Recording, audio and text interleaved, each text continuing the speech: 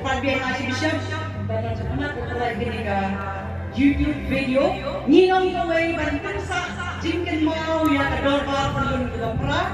Kasenjuk Kynthei Catholic Shillong Archdiocese kabelalong na Zone 1, St. Paul's Parish of Shillong. Kebelasang hingin kasi lai Portrait November, batmen kasi Shitarik December Arko Sao. Latha batmen mandur ya kini ke jingruai Ninong Kawei.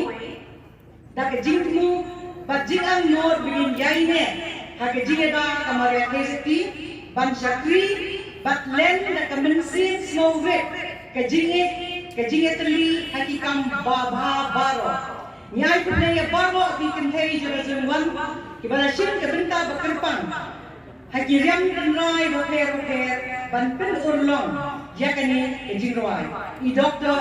Judita Ani Mina Margaret Kompitila, Fiona, Mira, Victoria, Sorita, Margaret, Santa, Yairilin, Bahunlin, Suzette, Isidora, Giovita, Lumlang, Magdalene, Barisha, Barbara, Kerila, Teresia, Jacqueline, Wendy, Betelda, Gloria, Stella Ave, Joy Mary, Sybil, Wanyurika, but special thanks to Congregation Nong Kynthei Walang, Jean, Mau Kio, Margaret and Nong Cloud, Tebok and Ladu, Rhyme Studio, Amar Studio. Who bless you both?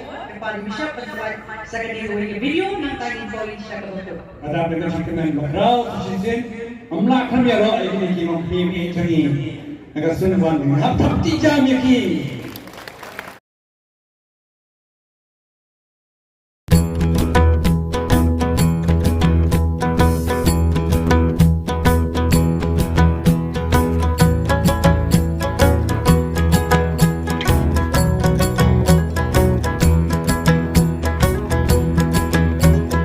Hoi hoi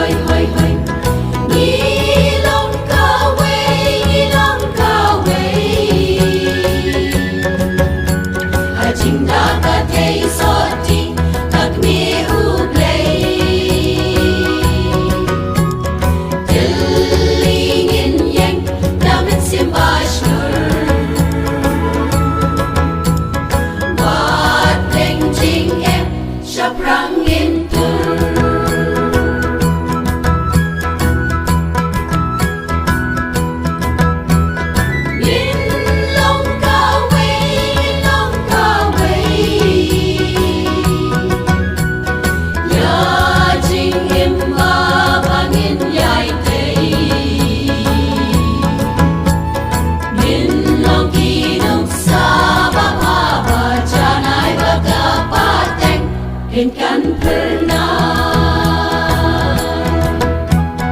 Inlong kinuk sabab apa janai bagapateng Inkan pernah